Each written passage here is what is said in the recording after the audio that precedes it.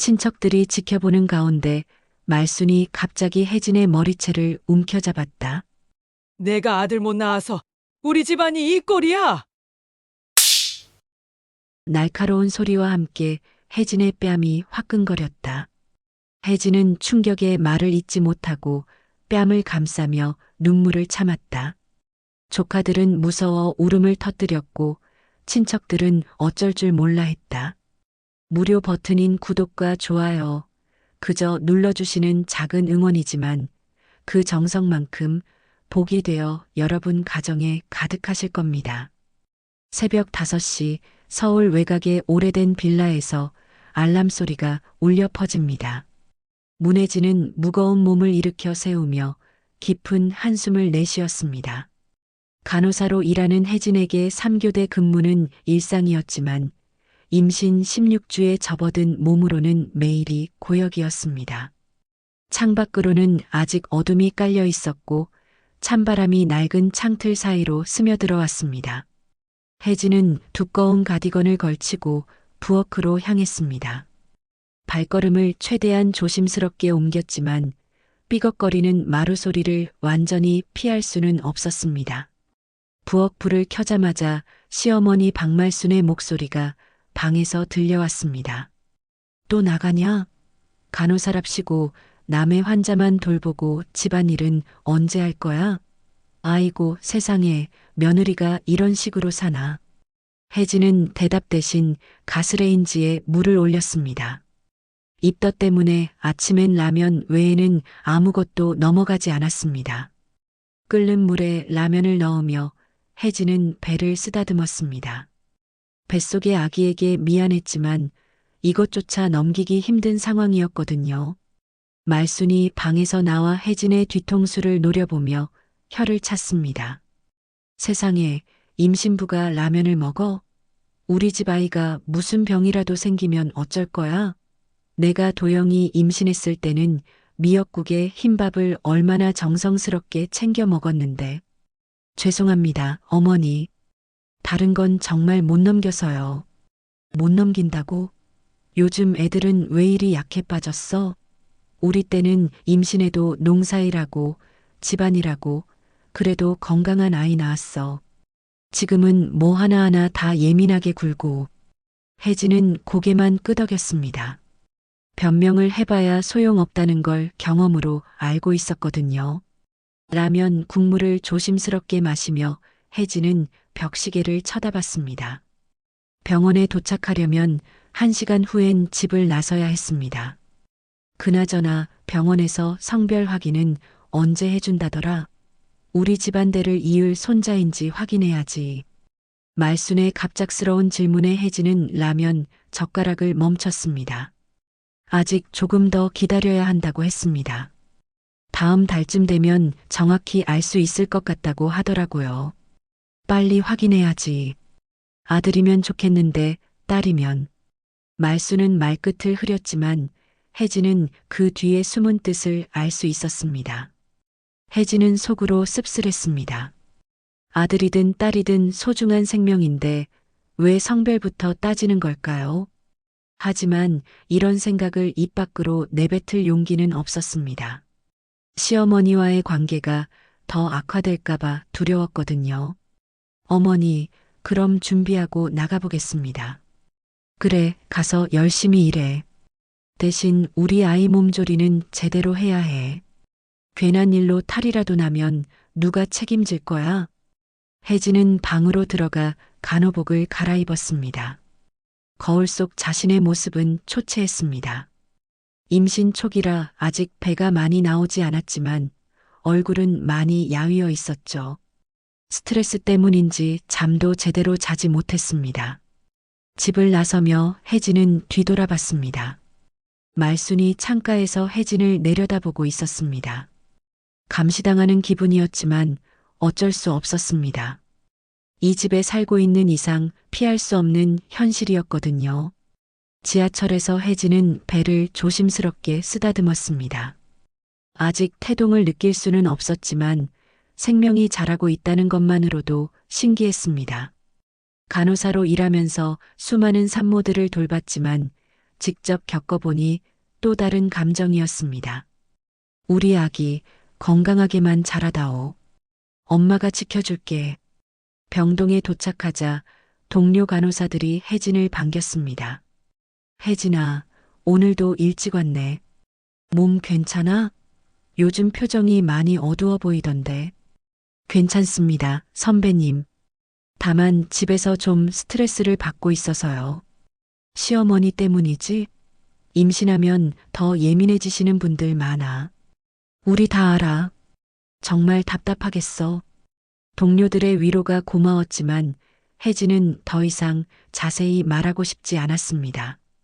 가정사를 직장에서까지 털어놓기엔 자존심이 상했거든요. 게다가 남편도 시어머니 편만 들어주는 상황에서 누구에게 하소연할 수 있겠습니까? 근무 시간 내내 혜진은 환자들을 돌보며 현실을 잊으려 했습니다. 환자들의 고마움과 미소가 유일한 위로였습니다. 한 할머니 환자가 혜진의 손을 잡으며 말씀하셨습니다. 간호사님, 임신하셨구나. 축하해요. 딸이든 아들이든 건강하게만 낳으세요. 그 말에 혜진의 눈시울이 붉어졌습니다. 집에서는 들을 수 없는 따뜻한 축하였거든요. 오후가 되자 남편 최도영에게서 문자가 왔습니다. 오늘 회사 회식이 있어서 늦을 것 같아. 엄마 식사는 챙겨드리고. 혜진은 한숨을 쉬었습니다. 결국 또 시어머니와 단둘이 저녁을 먹어야 하는 상황이었죠. 퇴근길 마트에서 장을 보며 혜진은 고민했습니다. 말순이 좋아할 만한 반찬 재료를 사야 하는데 잔소리를 최대한 피하려면 어떤 걸 사야 할지 머리가 복잡했습니다. 결국 시래기와 멸치, 달걀, 두부 등 무난한 것들을 골랐습니다. 집 앞에 도착하자 혜진의 발걸음이 무거워졌습니다. 현관문 너머로 텔레비전 소리가 들려왔고 말순이 드라마를 보고 계신 것 같았습니다. 열쇠를 돌리는 순간 말순의 목소리가 들려왔습니다. 이제야 오냐? 며느리가 간호사라고 해서 집안일을 소홀히 해도 되는 줄 아나? 아이고, 내가 이런 며느리를 두려고 평생 고생했나? 죄송합니다, 어머니. 오늘 환자가 많아서 조금 늦었습니다. 장 보고 왔습니다. 환자 하지 말고 내 아들이나 제대로 챙겨. 도영이가 회사에서 얼마나 고생하는데 집에 와서도 제대로 된 밥 한 끼 못 먹으면 어떡해? 혜진은 부엌으로 들어가 장 본 것들을 정리했습니다. 냉장고를 열어보니 어제 만든 김치찌개가 남아 있었습니다. 새로 산 재료로 간단한 반찬 몇 가지를 만들어야 했습니다. 오늘 도영이는 언제 들어온다고 했어? 회식이 있다고 해서 늦을 것 같다고 하더라고요. 회식이라고? 또 요즘 너무 자주 늦는 것 아니야? 며느리가 집에서 제대로 챙겨주지 않으니까 밖에서 먹고 들어오는 거 아니야? 혜진은 대꾸하지 않고 시래기를 다듬었습니다. 뭐라고 대답해도 결국 자신 탓이 될 테니까요. 그저 빨리 저녁을 준비해서 말순을 만족시키는 게 최선이었습니다. 저녁 준비를 하는 동안에도 말순의 잔소리는 끝이 없었습니다. 시래기는 왜 이렇게 억세게 골랐어? 내가 나이 들어서 이런 건 소화가 안 돼. 멸치볶음도 너무 짜게 하지 말고 김치찌개는 돼지고기 좀 넣어서 끓여야지.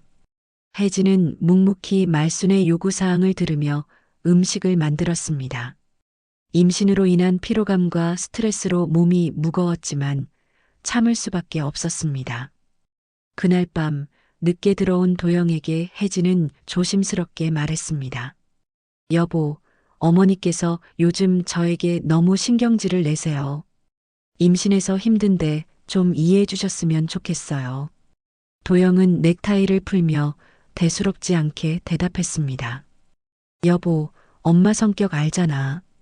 좀 맞춰드려. 임신해서 예민한 거 이해는 하지만 엄마도 나이 드셔서 외로우시고 그래. 조금만 참아줘. 혜진은 더 이상 말하지 않았습니다. 남편마저 자신의 마음을 이해해주지 않는다는 사실이 서글펐지만 어쩔 수 없었습니다. 뱃속의 아기만이 유일한 위로였습니다. 아기를 위해서라도 견뎌내야 한다고 스스로를 다독였습니다. 임신 16주차가 되던 목요일 오후 혜진은 산부인과 정기검진을 받기 위해 병원을 찾았습니다. 평소보다 일찍 퇴근할 수 있어서 다행이었지만 마음 한편으로는 불안했습니다. 시어머니가 그토록 궁금해하던 성별을 오늘 확인할 수 있을지도 모르겠거든요. 대기실에서 기다리는 동안 혜진은 주변의 임산부들을 바라봤습니다. 배가 제법 부른 임산부들은 남편이나 시어머니와 함께 와서 행복한 표정으로 대화를 나누고 있었습니다. 혜진은 혼자였습니다. 남편 도영은 회사 일이 바쁘다며 오지 못했고 말수는 병원 따라갈 시간에 집안일이나 하겠다며 관심을 보이지 않았거든요.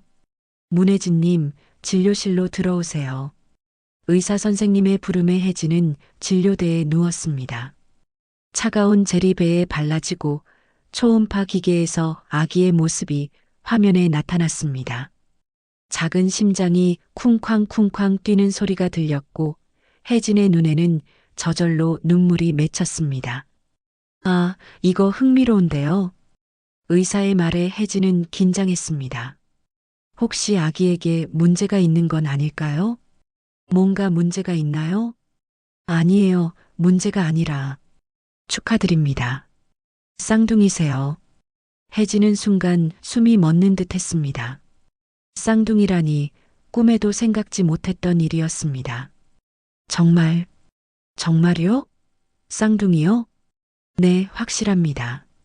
그런데 더 놀라운 건 둘 다 여자아이일 가능성이 매우 크다는 거예요. 아직 100% 확신할 순 없지만 지금 보이는 걸로는 쌍둥이 딸일 것 같습니다. 혜진의 마음은 복잡했습니다. 기쁨과 걱정이 동시에 밀려왔거든요. 쌍둥이라는 것만으로도 충분히 놀라운 일인데 둘 다 딸이라니. 시어머니의 반응이 눈에 선했습니다. 선생님, 혹시 잘못 보신 건 아닐까요? 아니에요, 확실합니다. 보세요. 여기 두 명의 심장 소리가 들리죠? 그리고 이 부분을 보시면 의사는 친절하게 설명해 주었지만 혜진의 머릿속은 하얗게 비어 있었습니다. 기쁘다는 감정과 두렵다는 감정이 교차했습니다. 두 생명을 품고 있다는 것은 축복이지만 집에 돌아가서 이 소식을 전해야 한다는 것이 무서웠거든요. 임신부님 괜찮으세요? 얼굴이 많이 창백해지셨는데. 아, 네. 괜찮습니다. 너무 놀라서 그래요. 쌍둥이 임신은 일반 임신보다 더 주의가 필요해요. 정기검진을 더 자주 받으셔야 하고 영양 관리도 철저히 하셔야 합니다. 특히 스트레스는 절대 받지 마세요. 스트레스를 받지 말라니 혜진은 씁쓸하게 웃었습니다. 집에서 매일 받는 스트레스를 어떻게 피할 수 있겠습니까? 병원을 나서며 혜진은 초음파 사진을 들여다봤습니다. 작은 두 생명이 나란히 있는 모습이 신기하면서도 사랑스러웠습니다. 하지만 집으로 가는 발걸음은 무거웠습니다. 지하철에서 핸드폰이 울렸습니다. 도영이었습니다. 여보, 병원 다녀왔어? 어떻게 나왔어? 응. 그게. 혜진은 말을 망설였습니다. 전화로 이런 중요한 소식을 전하고 싶지 않았거든요. 집에 가서 얘기하자. 중요한 얘기가 있어. 뭔데? 혹시 아기에게 문제가 있는 거야? 아니야, 문제가 아니라. 그냥 집에서 얘기하자. 집 앞에 도착했을 때는 이미 해가 지고 있었습니다. 현관문을 열자 말순이 거실에서 드라마를 보고 계셨습니다. 평소보다 조용했지만 혜진이 들어오자 고개를 돌렸습니다. 일찍 왔네. 병원은 어떻게 나왔어? 우리 손자 건강하다고 했지? 혜진은 소파에 조심스럽게 앉았습니다. 어떻게 말해야 할지 고민이 되었거든요. 어머니, 그게 오늘 성별을 확인했는데요. 말순의 눈이 반짝였습니다. 드라마에서 시선을 완전히 돌려 혜진을 쳐다봤습니다. 오, 그래. 아들이지? 우리 집안대를 이을 귀한 손자 맞지? 혜진은 심호흡을 했습니다. 이제 말해야 할 때였습니다. 어머니, 쌍둥이에요. 뭐, 쌍둥이라고? 말수는 리모컨을 떨어뜨리며 벌떡 일어났습니다. 얼굴에는 놀라움과 기대감이 교차했습니다. 쌍둥이면 더 좋지. 혹시 아들 둘인가? 아니면 아들 하나에 딸 하나? 혜진은 고개를 떨궜습니다. 말하기 어려운 상황이었지만 언젠가는 알려야 할 일이었습니다. 둘 다 딸일 것 같다고 하더라고요. 순간 거실이 조용해졌습니다. 말순의 표정이 급격히 변했습니다. 기대에 찬 얼굴이 점점 굳어갔고 눈빛이 차갑게 변했습니다. 뭐라고? 둘 다 딸이라고? 아직 확실하지는 않지만 의사 선생님이 그럴 가능성이 크다고. 아이고 세상에. 말수는 양손으로 머리를 감싸며 과장된 몸짓을 했습니다. 마치 하늘이 무너진 것처럼 행동했습니다. 이런 일이 어딨어. 쌍둥이면 좋다고 생각했는데 둘 다 딸이라니. 우리 집안은 이제 어떻게 되는 거야? 혜진은 당황했습니다. 이렇게까지 과격한 반응을 보일 줄은 몰랐거든요. 어머니, 아직 확실하지 않아요. 그리고 딸이라도 뭐가 어떻다고. 딸 둘이면 이 집안 재산은 누가 지내? 최 씨 문중대는 누가 이어? 말순의 목소리는 점점 커졌습니다. 이웃집에서도 들릴 정도로 소리를 질렀습니다. 아이고 내 팔자야. 며느리 하나 잘못 만나서 집안이 망하게 생겼네. 이런 불효막심한 일이 어딨어. 그때 현관문이 열리며 도영이 들어왔습니다. 평소보다 일찍 퇴근한 것 같았습니다. 거실의 분위기를 감지한 도영은 조심스럽게 물었습니다. 무슨 일이에요? 왜 이렇게 시끄러워요? 말수는 도영을 보자마자 울음을 터뜨렸습니다. 도영아, 내 아내가 딸 둘을 임신했다는구나. 우리 집안 망신이야.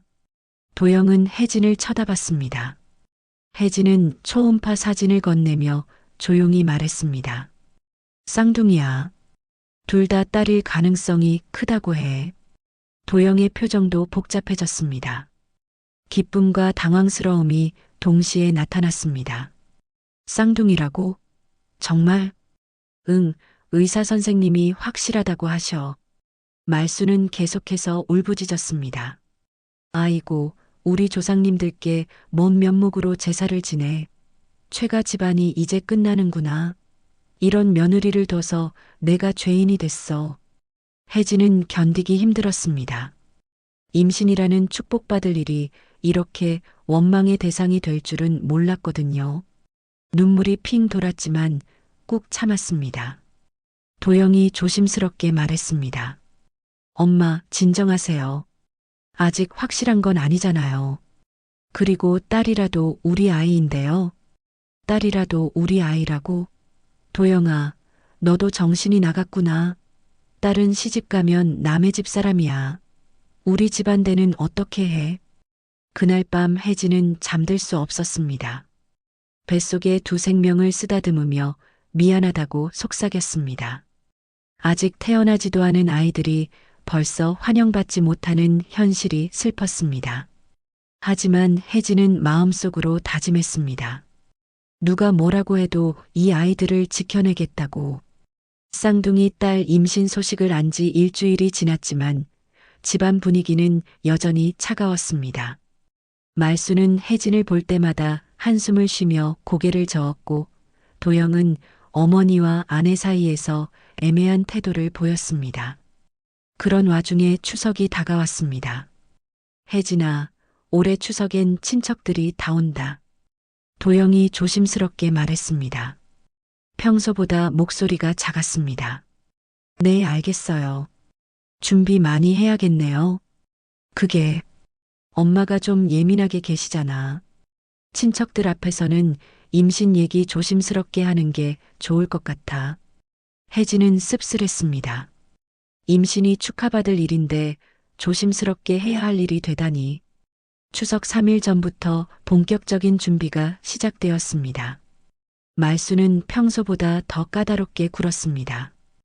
혜진아, 너는 임신했으니까 무거운 건 들지 마. 대신 앉아서 할 수 있는 거 해. 언뜻 배려하는 것 같았지만 혜진은 말순의 진심을 알 수 있었습니다. 친척들 앞에서 며느리가 게을러 보이면 안 된다는 뜻이었거든요. 나물 무치는 거, 전 부치는 거, 너 혼자서 다 해야 해. 친척들이 많이 와서 음식이 부족하면 안 돼. 혜진은 부엌에서 하루 종일 요리했습니다. 임신 중이라 쉽게 피곤해졌지만 쉴 수 없었습니다. 추석 당일 아침 일찍부터 친척들이 하나둘씩 모였습니다. 도영의 형 최도철과 형수, 조카들이 왔고 도영의 여동생 최미영도 남편과 아들을 데리고 왔습니다. 어머니, 안녕하세요. 혜진이 언니도 안녕하세요. 형수가 정중하게 인사했지만 말순의 표정은 밝지 않았습니다. 그래, 왔구나.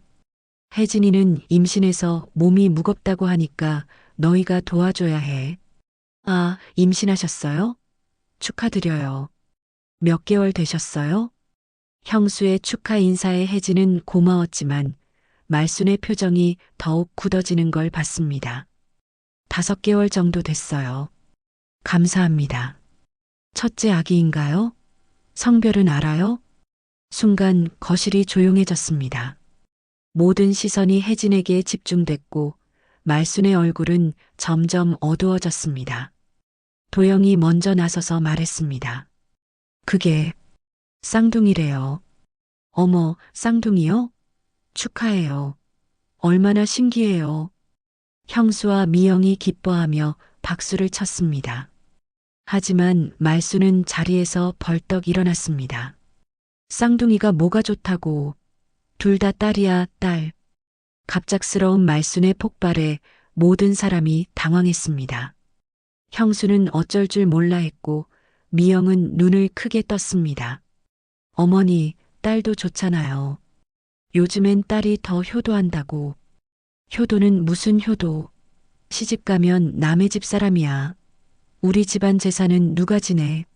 말순의 목소리는 점점 커졌고 조카들까지 놀라서 엄마 뒤로 숨었습니다. 우리 집 며느리가 아들 하나 못 낳고 쌍둥이 딸만 잉태했다니까. 아이고, 내가 이 꼴 보자고 평생을 고생했나? 혜진은 모든 시선이 자신에게 집중되는 것이 견디기 힘들었습니다.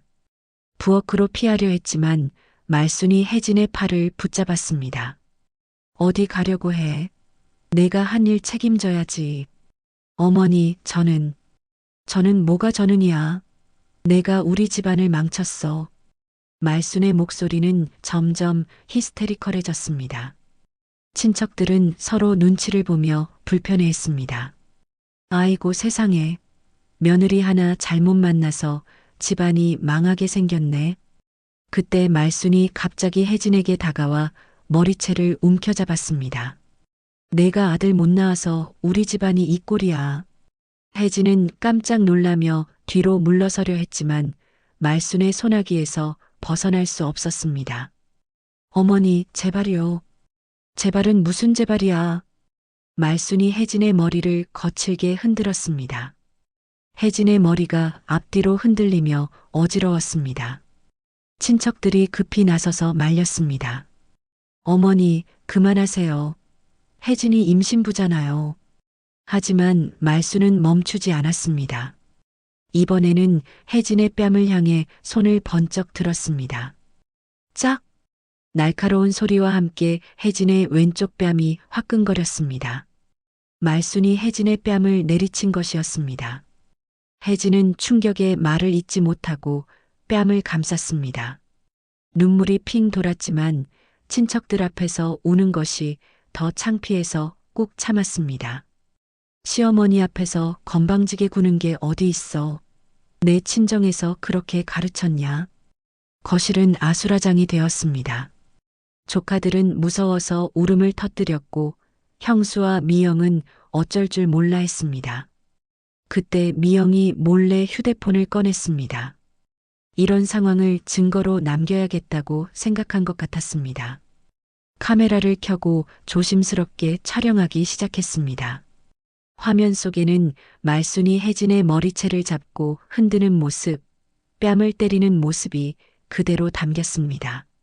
소리까지 선명하게 녹음되었습니다. 쌍둥이 딸이면 집안이 망한다. 이런 며느리는 맞아야 정신 차리지. 말순의 과장된 행동과 소리가 모두 영상에 기록되었습니다. 도영이 급히 집으로 들어왔습니다. 주차를 하고 올라오는 사이에 이런 일이 벌어진 것이었습니다. 무슨 일이에요? 왜 이렇게 시끄러워요? 도영은 거실에 참상을 받습니다. 울고 있는 조카들, 당황한 친척들, 그리고 뺨이 빨갛게 달아오른 혜진을. 엄마, 뭐 하신 거예요? 뭐 하긴 뭘 해. 내 아내 버릇 고쳐주는 거야. 혜진이 울먹이며 말했습니다. 여보, 어머니가 저를 때리셨어요. 하지만 도영의 반응은 예상과 달랐습니다. 엄마, 진정하세요. 그리고 당신도 엄마를 왜 화나게 했어? 혜진은 믿을 수 없었습니다. 남편이 자신보다 시어머니 편을 드는 것이었습니다. 친척들은 더 이상 있기 어려워했습니다. 이런 분위기에서 명절을 보낼 수 없었거든요. 그럼 저희는 이만 가보겠습니다. 아직 점심도 안 드셨는데 다음에 뵙겠습니다. 친척들이 하나둘씩 자리를 뜨기 시작했습니다. 미영이 나가면서 혜진에게 작은 목소리로 속삭였습니다. 언니, 이거 혹시 필요하면 연락하세요. 미영은 휴대폰을 살짝 보여주었습니다. 영상을 촬영했다는 뜻이었습니다. 혜진은 고개를 끄덕였습니다. 그 순간 깨달았습니다. 이제 증거가 있다는 것을. 모든 친척들이 떠나고 나자 집은 조용해졌습니다. 하지만 혜진의 마음은 복잡했습니다. 뺨은 여전히 아팠지만 무엇보다 마음이 아팠습니다. 명절날에 친척들 앞에서 이런 창피를 당하다니. 그날 밤 혜진은 미영에게서 온 문자를 받습니다. 언니, 영상 보내드릴게요. 혹시 나중에 필요하실지 몰라서요. 언니 편이에요. 혜진은 영상을 받아보았습니다. 말순이 자신을 때리고 머리채를 흔드는 모습이 생생하게 담겨 있었습니다. 이제는 증거가 있어. 혜진은 처음으로 희망을 품었습니다. 혼자가 아니라는 것, 자신을 도와줄 사람이 있다는 것을 깨달았거든요. 배를 쓰다듬으며 혜진은 속삭였습니다. 우리 아기들아, 이제 엄마가 정말로 너희들을 지켜줄 수 있을 것 같아. 추석이 지나고 며칠 후 집안 분위기는 더욱 악화되었습니다. 말수는 친척들 앞에서 창피를 당했다며 혜진을 더욱 차갑게 대했고, 도영은 회사 일이 바쁘다며 집에 늦게 들어오는 날이 많아졌습니다. 혜진은 점점 고립되어 가고 있었습니다. 다 내 때문이야. 친척들이 우리 집을 어떻게 생각하겠어? 말수는 매일 같은 말을 반복했습니다. 혜진이 무엇을 해도 트집을 잡았습니다. 임신 19주차에 접어들면서 혜진의 배는 더욱 나오기 시작했습니다. 쌍둥이라서 그런지 같은 주수의 다른 임산부들보다 배가 훨씬 더 많이 나와 보였습니다. 배가 왜 이렇게 많이 나왔어? 너무 많이 먹는 거 아니야? 말순이 혜진의 배를 보며 못마땅하다는 듯이 말했습니다. 쌍둥이라서 그런 것 같습니다. 의사 선생님도 정상이라고 하셨어요. 정상이긴 뭐가 정상이야. 딸 둘 빼고 있는 게 정상이야? 혜진은 더 이상 변명하지 않았습니다. 뭐라고 말해도 시비를 걸 테니까요. 그날 오후 혜진이 병원 정기검진에서 돌아오니 말순이 거실에서 전화를 하고 있었습니다. 그래, 맞아. 우리 집 며느리가 쌍둥이 딸을 임신했다니까. 아이고, 정말 속상해서 어떡하지. 친척들 앞에서 얼마나 창피했는지 몰라. 친구들에게 전화해서 하소연하는 모양이었습니다. 혜진은 슬며시 자기 방으로 들어가려 했지만 말순의 목소리는 계속 들렸습니다. 딸 둘이면 집안이 어떻게 되겠어? 제사도 못 지내고. 아이고, 내가 뭘 잘못했나 싶어. 그래도 며느리가 이런 식으로 나올 줄은 몰랐어. 혜진은 문을 닫고 침대에 누웠습니다. 매일 이런 소리를 들으니 정신적으로 너무 힘들었습니다. 저녁 준비 시간이 되자 혜진은 부엌으로 나갔습니다. 말수는 여전히 전화 중이었습니다. 우리 며느리? 그냥 그래. 간호사라고 하는데 집안일은 서툴러. 그런데 아들 하나 못 낳고. 아이고 답답해. 혜진은 냉장고에서 재료를 꺼내며 들은 척 안 했습니다. 하지만 가슴은 답답하기만 했습니다. 도영이 집에 온 것은 밤 9시가 넘어서였습니다. 혜진은 혼자 저녁을 먹고 설거지까지 마친 상태였습니다. 여보, 오늘도 늦었네. 밥 먹었어? 응, 회사에서 먹었어. 요즘 프로젝트 때문에 정말 바빠. 도영은 피곤한 듯 소파에 주저앉았습니다. 혜진은 따뜻한 차를 끓여다 주었습니다. 고마워. 그런데 엄마는? 방에 계세요. 오늘 하루 종일 친구분들한테 전화하시더라고요. 또 우리 얘기하신 거지? 미안해, 여보. 엄마가 좀 예민해지신 것 같은데 조금만 참아줘. 혜진은 더 이상 말하지 않았습니다. 도영의 말을 믿지 않았거든요. 다음 날 아침 혜진이 출근 준비를 하고 있는데 말순이 부엌에서 소리를 질렀습니다. 야, 혜진아, 여기 좀 와봐. 혜진은 급히 부엌으로 갔습니다. 말순이 싱크대 앞에서 화난 표정으로 서 있었습니다. 이게 뭐야? 설거지를 이따위로 했어? 그릇을 들고 보니 물때가 약간 남아 있었습니다.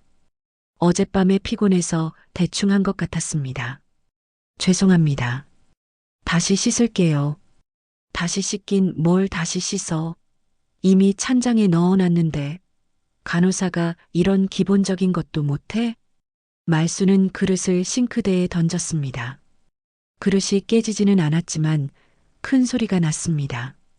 병원에서는 뭘 하고 다니는 거야? 정작 집에서는 이 모양이고. 죄송합니다. 제가 잘못했습니다. 혜진은 고개를 숙이고 사과했지만 말순의 화는 풀리지 않았습니다. 사과만 하면 다야? 내가 이런 식으로 대충대충 하니까 우리 집안 꼴이 이 모양이지.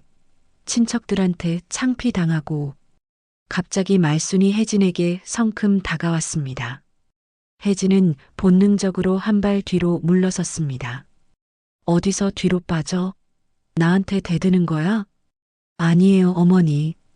그냥 깜짝 놀라서. 깜짝 놀라긴 뭘 놀라. 시어머니한테 예의가 그게 뭐야? 말순의 목소리는 점점 커졌고 얼굴이 붉어졌습니다. 혜진은 무서웠습니다. 추석 때 일이 떠올랐거든요. 어머니, 진정하세요. 제가 잘못했습니다. 잘못했다고? 진짜 잘못한 걸 알기나 해? 내가 딸 둘 임신해서 우리 집안이 망했다는 걸 알아? 그때 말순이 갑자기 손을 번쩍 들었습니다. 혜진은 순간 몸을 움츠렸지만 피할 수 없었습니다. 짝!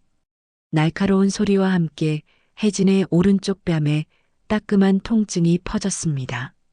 말순이 혜진의 뺨을 내리친 것이었습니다. 혜진은 충격에 말을 잇지 못했습니다. 손으로 뺨을 감싸며 말순을 바라봤습니다. 또다시 맞았다는 것이 믿기지 않았습니다. 시어머니 앞에서 눈 똑바로 뜨고 대답하는 게 어디 있어. 내 친정에서는 그렇게 가르쳤냐? 말수는 멈추지 않았습니다. 이번에는 혜진의 머리채를 움켜잡았습니다. 쌍둥이 딸이면 뭐가 대수냐? 우리 집안 망신 덩어리야. 혜진의 머리가 앞뒤로 흔들렸습니다. 머리가 아팠고 어지러웠습니다. 임신 중이라는 것도 신경 쓰지 않고 거칠게 흔들어댔습니다. 어머니, 제발 그만하세요. 아기들이 위험해요. 혜진이 간신히 소리쳤지만 말수는 더욱 격해졌습니다. 아기들, 딸 둘이 뭐가 소중해. 집안 망치는 것들. 주방 식탁에 물컵이 떨어져 깨졌습니다. 혜진은 몸의 균형을 잃고 비틀거렸고 식탁 모서리에 배가 부딪힐 뻔했습니다. 순간 뱃속의 아기들이 생각나서 필사적으로 배를 감쌌습니다. 아! 혜진이 비명을 질렀습니다. 다행히 배는 부딪히지 않았지만 아찔했습니다. 그때 현관문이 열렸습니다. 도영이 출근하려다가 소리를 듣고 들어온 모양이었습니다. 어떻게 된 거예요? 왜 이렇게 시끄러워요? 도영은 부엌으로 달려왔고 혜진의 흐트러진 머리와 빨갛게 달아오른 뺨을 봤습니다. 엄마, 뭐 하시는 거예요? 뭐 하긴 뭘 해. 내 아내가 나한테 버릇없이 굴어서 교육시키는 거야. 혜진은 울며 외쳤습니다. 여보, 어머니가 또 저를 때리셨어요. 아기들이 위험했어요. 하지만 도영의 반응은 혜진이 기대한 것과 달랐습니다. 도영은 달려와서 어머니를 먼저 붙들었습니다. 엄마, 진정하세요. 그리고는 혜진을 향해 말했습니다. 당신 왜 엄마한테 그렇게 무례하게 해? 엄마가 이렇게까지 화내실 이유가 있으니까 화내시는 거 아니야? 혜진은 믿을 수 없었습니다. 남편이 또다시 자신보다 시어머니 편을 드는 것이었습니다. 여보, 저는 설거지 문제로 혼이 났을 뿐이에요. 설거지 문제라고? 그럼 제대로 했어야지. 엄마를 화나게 한 건 당신이야. 그 순간 혜진의 마음은 다시 한번 산산조각 났습니다. 추석 때와 똑같았습니다. 내 편은 정말 아무도 없구나. 혜진은 절망적인 마음으로 중얼거렸습니다. 뺨은 여전히 화끈거렸고 머리는 어지러웠습니다. 도영이 혜진을 달래려 했습니다. 자, 그만하고 엄마한테 사과해. 그러면 다 끝나는 일이야. 사과요? 제가 왜 사과를 해야 해요? 당연하지. 엄마를 화나게 한 것부터 잘못이야. 혜진은 더 이상 이 집에서 살 수 없다고 생각했습니다. 가방을 들고 집을 나서려 했습니다. 또 어디 가는 거야? 말순의 소리가 뒤에서 들렸지만 혜진은 돌아보지 않았습니다.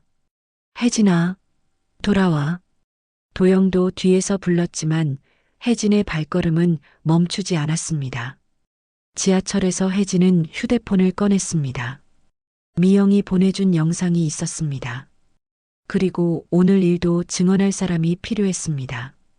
옆집 아주머니에게 전화를 걸었습니다. 아주머니, 저 혜진이에요. 혹시 오늘 아침에 저희 집에서 나는 소리 들으셨나요? 어머, 혜진아. 들었어. 걱정이 많이 됐어. 괜찮니? 아주머니, 부탁이 있는데요. 혜진은 처음으로 외부의 도움을 요청하기로 결심했습니다. 이제 더 이상 혼자 견딜 수 없었습니다. 배를 쓰다듬으며 혜진은 다짐했습니다. 우리 아기들아, 이제 정말로 엄마가 너희들을 지켜낼 거야. 옆집 아주머니와의 통화를 마친 혜진은 병원으로 향했습니다. 다른 갈 곳이 없었거든요. 지하철에서 계속 눈물이 흘렸고 뺨의 따끔거림은 여전했습니다. 승객들이 쳐다보는 시선이 부담스러웠지만 신경 쓸 겨를이 없었습니다. 병원에 도착했을 때는 오전 10시쯤이었습니다. 간호사 동료들이 혜진을 보고 깜짝 놀랐습니다. 혜진아, 왜 이래? 얼굴이 왜 이렇게 빨개? 그리고 머리는 왜 이렇게 헝클어졌어? 설마. 동료들은 혜진의 상황을 금세 눈치챘습니다. 김 간호사가 혜진을 조용한 곳으로 데려갔습니다. 혜진아, 또 그런 일이 있었어? 혜진은 고개를 끄덕이며 모든 일을 털어놓았습니다. 추석 때 일 그리고 오늘 아침의 일까지. 이런 혜진아. 이건 정말 심각한 문제야. 두 번째잖아. 이제 정말 경찰서에 신고해야 해. 선배님, 저도 그런 생각을 했어요. 근데 어떻게 해야 할지 모르겠어요. 일단 산부인과 가서 아기들 상태부터 확인하자. 그리고 외상 진료도 받고. 혜진은 산부인과로 갔습니다. 초음파 검사 결과 다행히 쌍둥이들은 무사했습니다. 하지만 의사는 더욱 심각한 표정을 지었습니다. 혜진 씨, 지난번에도 말씀드렸지만 스트레스 수치가 계속 높아지고 있어요. 이런 상태가 지속되면 정말 위험해요. 의사 선생님, 어떻게 해야 해요? 솔직히 말씀드리면 지금 환경에서는 아기들과 산모 모두 위험합니다. 즉시 환경을 바꾸시는 게 좋겠어요. 의사의 단호한 말에 혜진은 결심을 굳혔습니다. 더 이상 미룰 수 없다는 것을 깨달았거든요. 병원에서 나와 혜진은 친정에 전화했습니다. 엄마, 저예요. 혜진아. 무슨 일이야? 또 목소리가 이상하다. 혜진은 울음을 터뜨리며 모든 상황을 설명했습니다. 친정어머니는 분노했습니다. 뭐라고? 또 때렸다고? 이번에는 참을 수 없어. 당장 경찰서 가자. 엄마. 근데 도영이가 계속 어머니 편만 들어요. 그 자식이 뭐야? 아내를 지켜주지는 못할 망정. 1시간 후 친정 부모님이 병원으로 달려왔습니다. 이번에는 아버지의 얼굴이 더욱 굳어 있었습니다. 딸아, 이번엔 정말 참을 수 없다. 경찰서 가자. 아빠, 그런데 증거가 있어요. 혜진은 휴대폰을 꺼내 미영이 보내준 추석 때 영상을 보여줬습니다. 친정 부모님은 영상을 보며 분노했습니다. 이런 미친년이 어딨어. 임신부한테 이런 짓을. 아빠, 그리고 오늘 일은 옆집 아주머니가 증인이 되어주신대요. 좋아. 이제 확실한 증거가 있으니까 법적으로 대응하자. 그때 혜진의 휴대폰이 울렸습니다. 도영이었습니다. 여보, 어디 있어? 집에 들어와. 엄마가 걱정하고 계셔. 혜진은 황당했습니다. 걱정한다고? 걱정요? 저를 때리고 나서 걱정한다고요? 여보, 엄마가 너무 흥분하셔서 그랬어. 미안하다고 하시니까 들어와. 친정아버지가 전화를 빼앗았습니다. 사위야, 나다. 이번엔 정말 선 넘었어. 아버님, 뭔 일이신가요? 뭔 일이긴 뭔 일이야. 우리 혜진이를 또 때렸잖아. 그게 어머니가 너무 화가 나셔서. 화가 났다고 임신부 때려도 되는 거야? 이번엔 경찰서 간다. 전화 너머로 도영의 당황하는 소리가 들렸습니다. 아버님, 잠깐만요. 그렇게까지 하실 필요는. 필요 없긴 뭐가 필요 없어. 증거도 다 있어. 증거요? 영상도 있고 증인도 있어. 이번엔 정말 끝까지 갈 거야. 전화를 끊고 나서 일행은 경찰서로 향했습니다. 혜진은 긴장되었지만 동시에 후련했습니다. 드디어 정식으로 대응할 수 있게 된 것이었습니다. 경찰서에서 혜진은 상세한 진술을 했습니다. 담당 형사는 진술서를 꼼꼼히 받아 적었습니다. 시어머니의 폭행이 2차례에 걸쳐 있었다는 거죠? 네, 추석 때 한 번, 오늘 아침에 또 한 번요. 증거 자료도 있다고 하시고요. 친정아버지가 영상을 보여줬습니다. 형사는 영상을 보며 고개를 저었습니다. 이건 명백한 폭행이네요. 게다가 임신부를 대상으로 한 폭행이니까 더 심각하고요. 그럼 어떻게 되는 건가요? 일단 피해 신고를 접수하고 가해자를 조사하겠습니다. 접근금지 신청도 하실 수 있고요. 혜진은 안도했습니다. 드디어 법의 보호를 받을 수 있게 된 것이었습니다. 경찰서에서 나오자 도영에게서 전화가 왔습니다. 여보, 경찰서에 신고했다는 게 정말이야? 네, 정말이에요. 어떻게 그럴 수 있어? 가족 간의 일을 경찰서에. 혜진은 놀랐습니다. 도영이 이렇게까지 화를 낼 줄은 몰랐거든요. 가족이라고 해서 폭행을 해도 되는 건 아니에요. 폭행이라니. 엄마가 그냥 화가 나서 그런 거잖아. 그냥 화가 나서요? 저를 때리고 머리채를 잡아도 그냥이에요? 여보, 제발 신고 취소해. 우리 집안이 어떻게 되겠어? 혜진은 한심했습니다. 아직도 도영은 자신의 잘못을 모르고 있었습니다. 저는 취소 안 해요. 더 이상 참을 수 없어요. 그럼 집에는 언제 들어올 거야? 집에는 안 들어가요.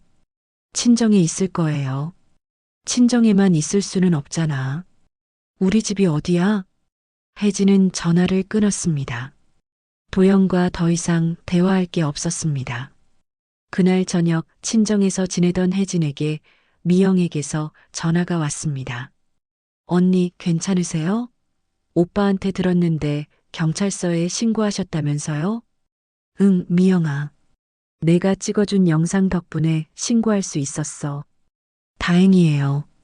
저도 그날 보고 정말 화가 났거든요. 고마워, 미영아. 언니, 그런데 우리 어머니가 지금 완전 난리예요. 경찰서에서 연락 왔다고 하시면서 혜진은 당연하다고 생각했습니다. 이제 말순도 자신의 행동에 대한 책임을 져야 할 때였습니다. 언니 잘하신 것 같아요. 더 이상 참으면 안 되죠. 미영의 지지가 고마웠습니다. 적어도 한 사람은 자신의 편이라는 것을 확인할 수 있었거든요. 며칠 후 경찰서에서 연락이 왔습니다. 말순이 조사를 받으러 왔다는 것이었습니다. 피해자분도 오셔서 대질 조사를 받으셔야 해요. 혜진은 친정아버지와 함께 경찰서로 갔습니다. 말순은 조사실에서 여전히 큰 소리를 치고 있었습니다. 내가 며느리 교육한 게 뭐가 잘못이야. 요즘 며느리들이 너무 건방져. 하지만 담당 형사는 단호했습니다. 어떤 이유든 폭행은 범죄입니다. 특히 임신부를 대상으로 한 폭행은 더욱 심각하고요. 말순은 혜진을 보자 화를 냈습니다. 내가 우리 집안을 이 모양으로 만들었어. 경찰서까지 끌고 와서. 어머니, 저는 더 이상 참을 수 없어서 그런 거예요. 참을 수 없다고? 내가 뭘 참았다고?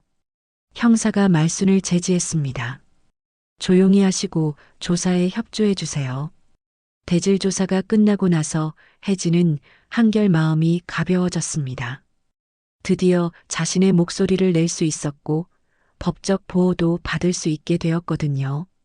그날 밤 혜진은 배를 쓰다듬으며 생각했습니다.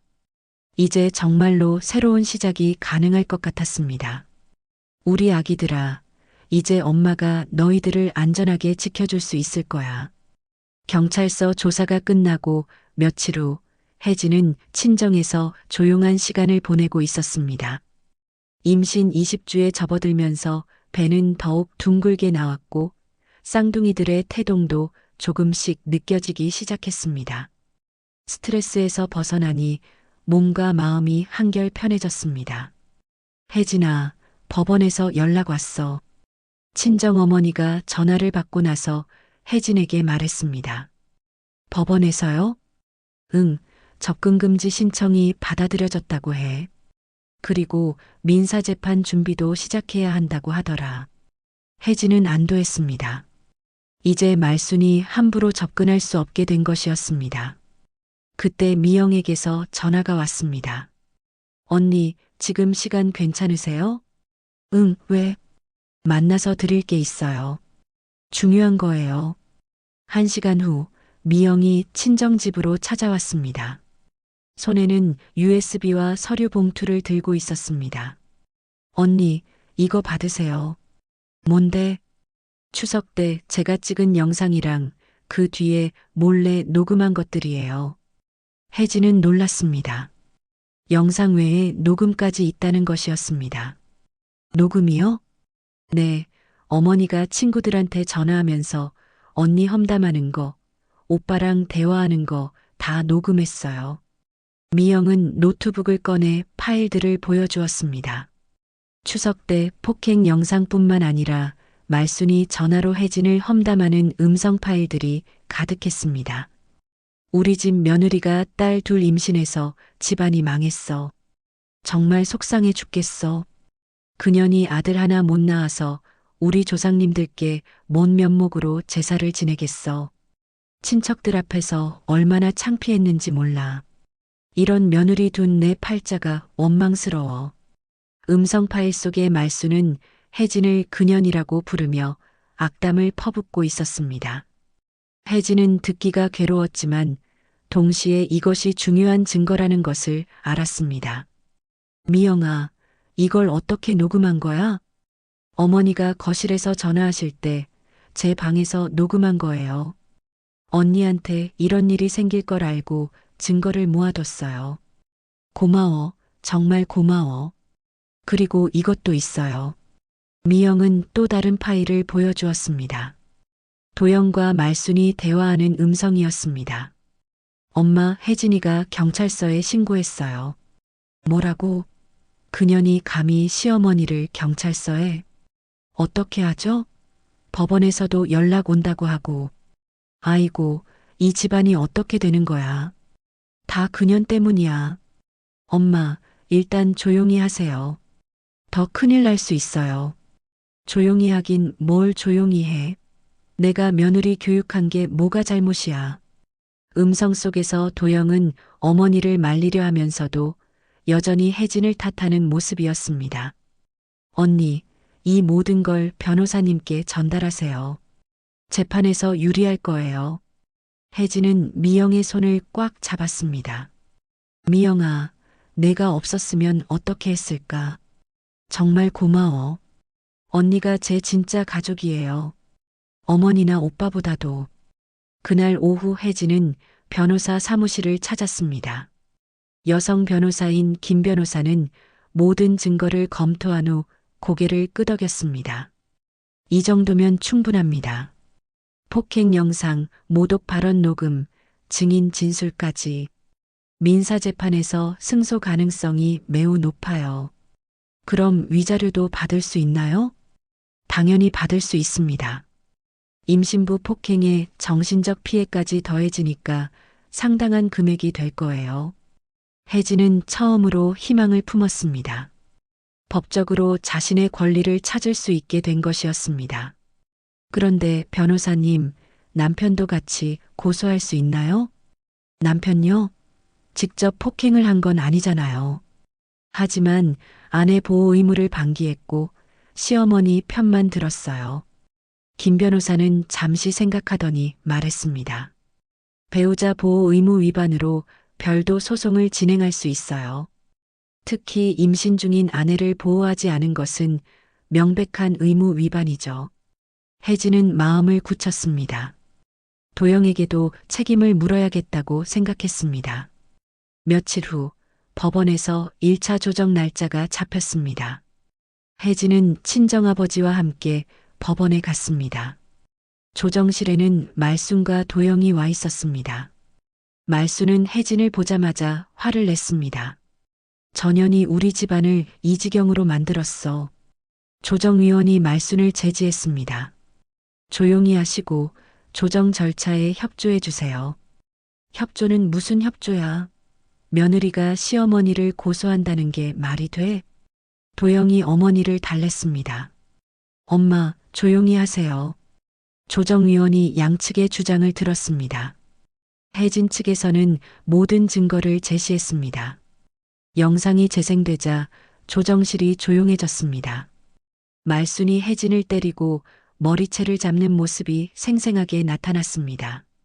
저게 시어머니라고 하는 행동입니까? 조정위원의 말에 말순은 변명했습니다. 며느리가 버릇없이 굴어서 그런 거예요. 어떤 이유든 폭행은 정당화될 수 없습니다. 이어서 녹음 파일이 재생되었습니다. 말순이 혜진을 그년이라고 부르며 험담하는 내용이 흘러나왔습니다. 도영의 얼굴이 창백해졌습니다. 이런 증거들이 있는 줄 몰랐던 것 같았습니다. 이 모든 증거를 보면 피고 측의 행동은 명백한 불법 행위입니다.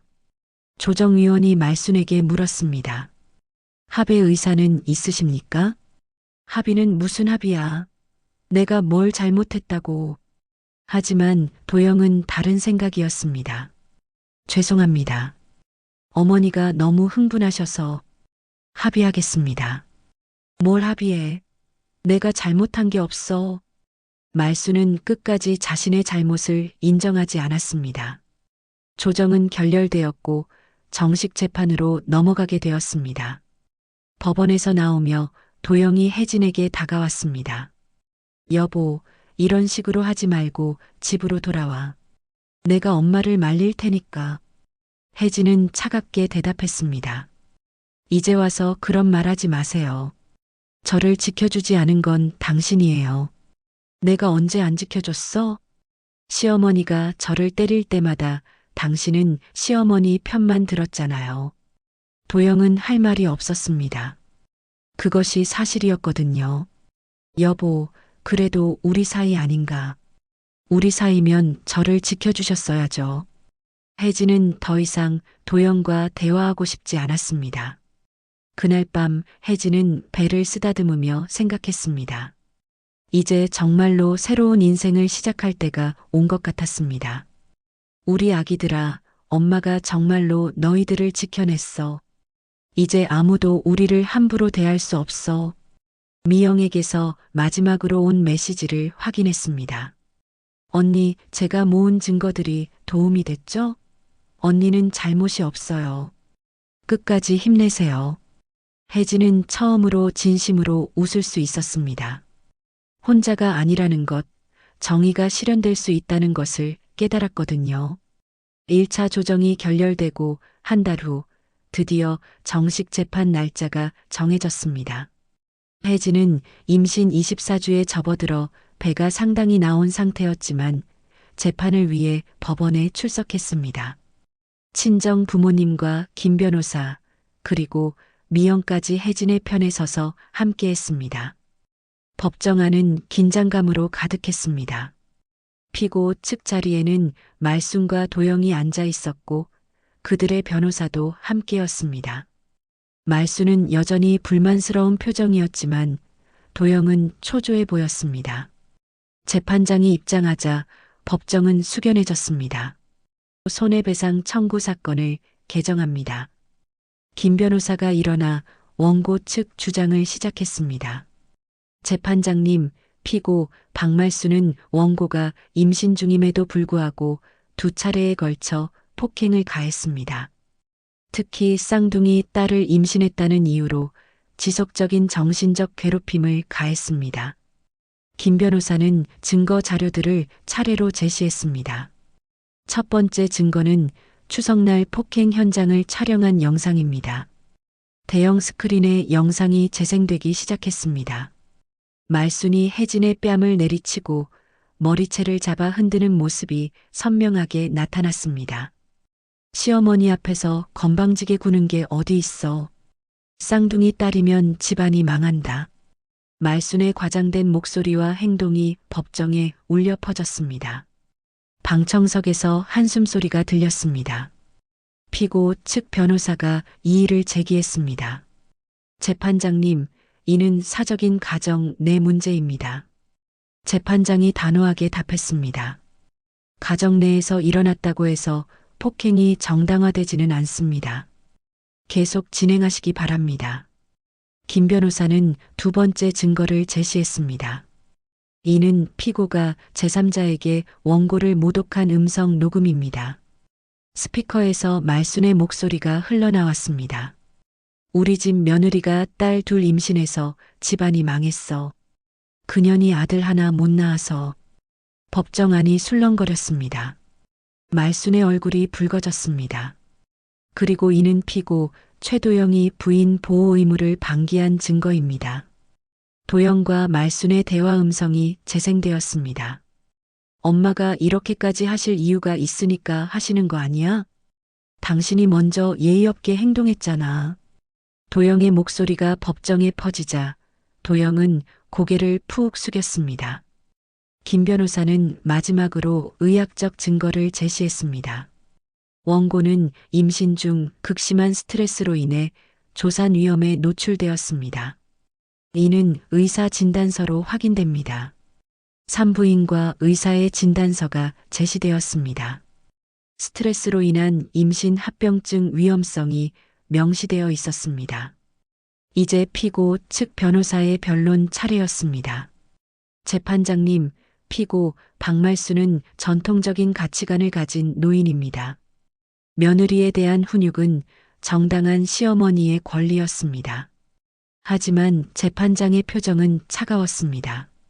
훈육이라는 명목하에 폭행이 정당화될 수는 없습니다.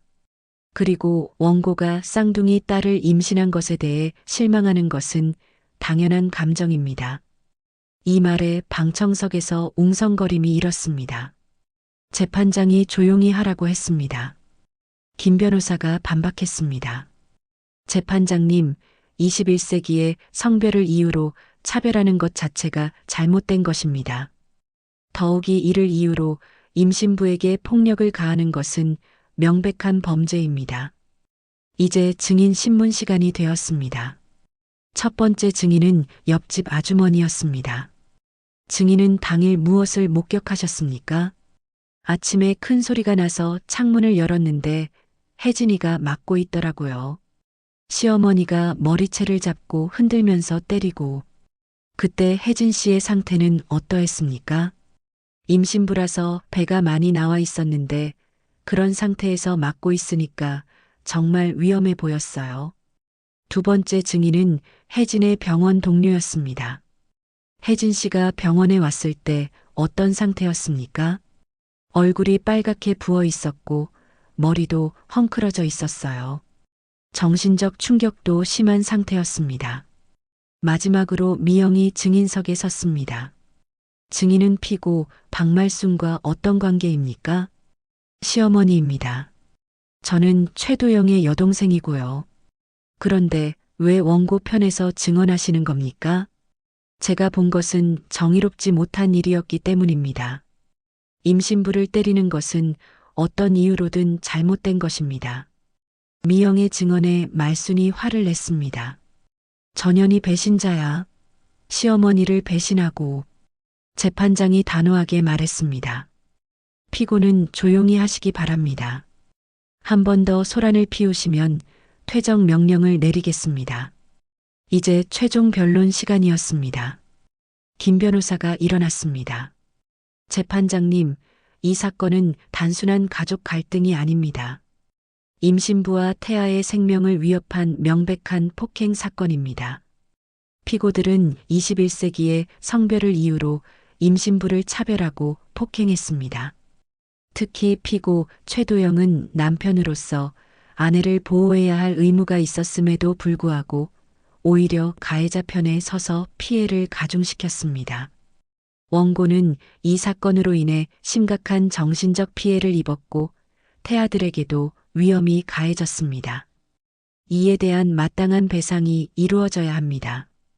피고 측 변호사의 최종 변론이었습니다. 재판장님, 피고들은 깊이 반성하고 있습니다. 가족 간의 문제를 이렇게까지 키운 것에 대해 유감스럽게 생각합니다. 하지만 재판장은 이미 마음을 정한 듯 보였습니다. 피고 박말순, 최도영은 일어서시기 바랍니다.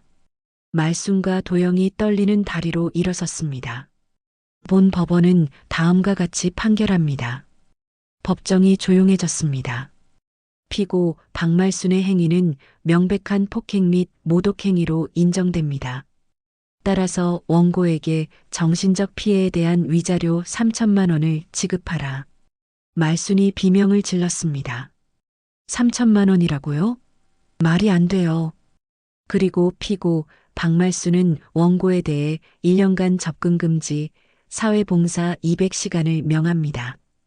피고 최도영은 배우자 보호 의무 위반으로 원고에게 위자료 1천만 원을 지급하고 양육비 분담 의무를 이행하라. 도영의 얼굴이 창백해졌습니다. 이상 판결을 마치겠습니다. 재판장이 자리를 뜨자 법정은 술렁거렸습니다. 혜진은 안도의 눈물을 흘렸습니다. 말순은 법정에서도 소리를 질렀습니다. 세상이 미쳐 돌아가는구나. 며느리 하나 때문에 내가 죄인이 됐어. 이런 세상에서 어떻게 살라고. 하지만 아무도 말순의 말에 동조하지 않았습니다. 그 과장된 외침은 더 이상 통하지 않았습니다. 법정을 나서며 혜진은 배를 쓰다듬었습니다. 우리 아기들아, 엄마가 해냈어. 이제 정말로 너희들을 지켜낼 수 있어. 정의는 승리했고 혜진의 새로운 인생이 시작되고 있었습니다. 판결이 내려진 지 4개월 후 혜진은 친정집에서 진통을 시작했습니다. 임신 38주, 쌍둥이 치고는 만삭에 가까운 시기였습니다. 그동안 스트레스에서 벗어나 평온하게 지낸 덕분에 아기들도 건강하게 자랐습니다. 혜진아, 병원 가자. 친정어머니가 급하게 소리쳤습니다. 혜진은 배를 움켜쥐며 고개를 끄덕였습니다. 드디어 아기들을 만날 때가 온 것이었습니다. 병원 응급실에 도착했을 때는 새벽 3시였습니다. 의료진들이 혜진을 분만실로 옮겼고 친정 부모님은 밖에서 기다렸습니다. 산모님, 힘내세요. 첫째 아기 머리가 보여요. 의사의 격려에 혜진은 온 힘을 다해 힘을 주었습니다. 지난 몇 달간의 고통과 시련이 떠올랐지만 이제는 희망만이 남아 있었습니다. 첫째 할인이의 울음소리가 분만실에 울려 퍼졌습니다. 건강한 딸입니다. 2.8kg. 곧이어 둘째 하솔이도 세상에 나왔습니다. 둘째도 건강한 딸이에요. 2.6kg. 혜진은 눈물을 흘리며 두 딸을 품에 안았습니다. 작고 소중한 생명들이 자신의 품에 있다는 것이 기적 같았습니다. 안녕, 할인아, 하솔아. 엄마야. 아기들은 혜진의 목소리에 반응하며 작은 손을 움직였습니다. 그 순간 혜진은 모든 고통이 의미 있었다고 생각했습니다. 며칠 후 혜진과 아기들이 친정집으로 돌아왔을 때 많은 사람들이 축하하러 왔습니다. 병원 동료들, 친척들, 그리고 미영도 선물을 들고 찾아왔습니다. 언니 정말 예쁘다. 할인이랑 하솔이 모두 언니 닮았어요. 미영이 아기들을 보며 흐뭇해했습니다. 고마워, 미영아. 내가 없었으면 이런 평화로운 출산도 불가능했을 거야. 언니가 용기를 내셔서 가능한 일이었어요. 그때 현관벨이 울렸습니다. 친정어머니가 나가보더니 놀란 표정으로 돌아왔습니다. 혜진아, 도영이가 왔어. 혜진은 잠시 고민했습니다. 출산 소식을 들었겠지만 만나고 싶지 않았습니다. 들어오라고 하세요. 도영이 조심스럽게 거실로 들어왔습니다. 손에는 꽃다발과 선물을 들고 있었습니다. 아기들을 보는 그의 눈빛은 복잡해 보였습니다. 축하해, 혜진아. 아기들 정말 예쁘다. 고마워요. 혜진의 대답은 차가웠습니다. 도영은 서툴게 말을 이어갔습니다. 그동안 정말 미안했어. 내가 너를 지켜주지 못해서. 지금 와서 그런 말씀하셔도 달라지는 건 없어요. 알아. 하지만 그래도 내 아이들이잖아. 가끔 보러 와도 될까? 혜진은 잠시 생각했습니다. 아이들에게는 아버지의 존재도 필요할 것 같았습니다. 면접 교섭권은 법원에서 정해주겠지만 아이들을 위해서라면 고려해 볼게요. 고마워. 그리고 양육비는 꼬박꼬박 보낼게. 도영은 아기들을 한 번 더 바라보고 조용히 나갔습니다. 혜진은 복잡한 마음이었지만 이제 모든 것이 정리된 기분이었습니다. 몇 달이 지나자 혜진은 새로운 계획을 세우기 시작했습니다. 육아휴직을 마치고 복직하는 대신 다른 길을 택했습니다. 엄마, 저 상담사 공부하려고 해요. 상담사? 네, 심리상담사요. 저처럼 힘든 상황에 있는 여성들을 도와주고 싶어요. 친정어머니는 혜진의 결심을 지지했습니다. 좋은 생각이야. 내가 겪은 일들이 다른 사람들에게 도움이 될 거야.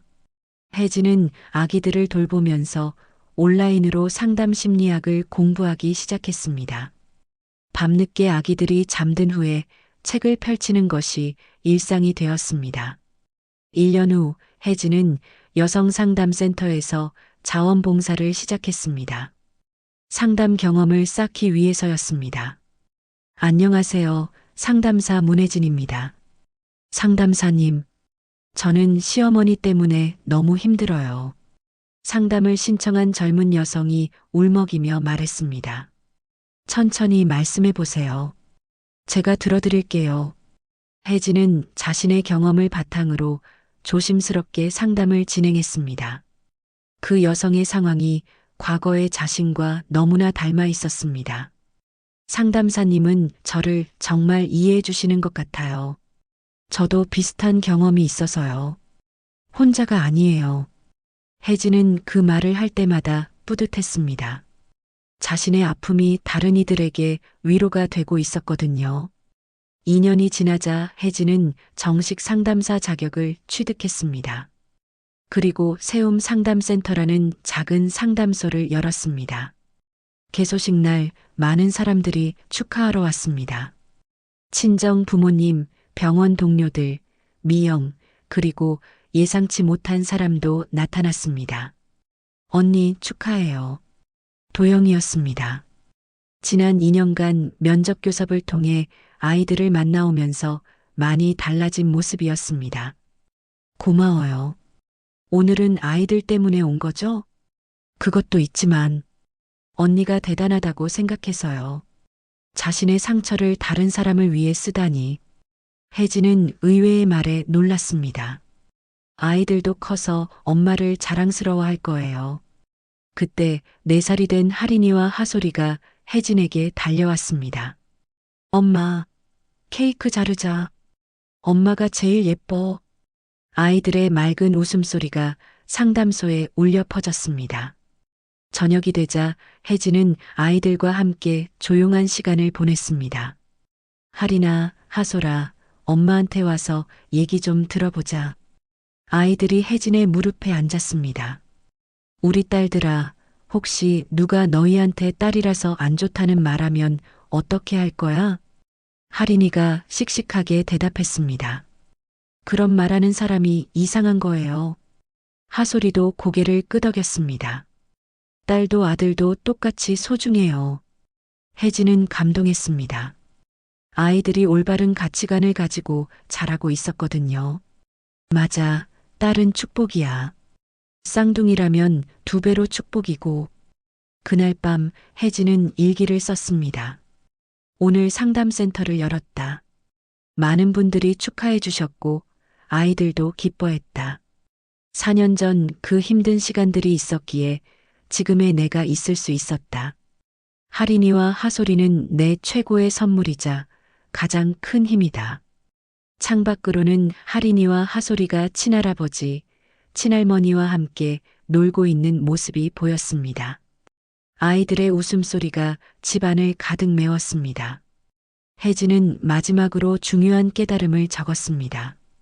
진짜 되는 성별이 아니라 사랑과 용기로 이어지는 것이다.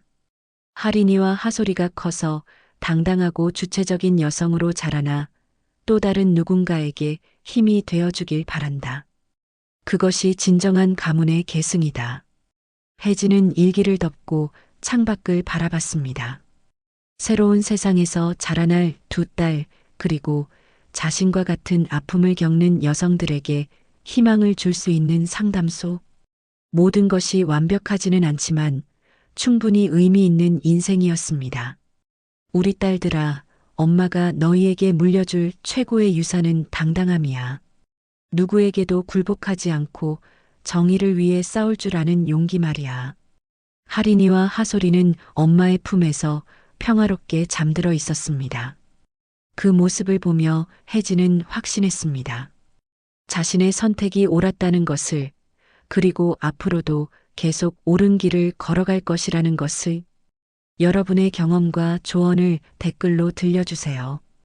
구독과 좋아요는 다음 이야기를 이어가는 큰 힘이 됩니다. 고맙습니다.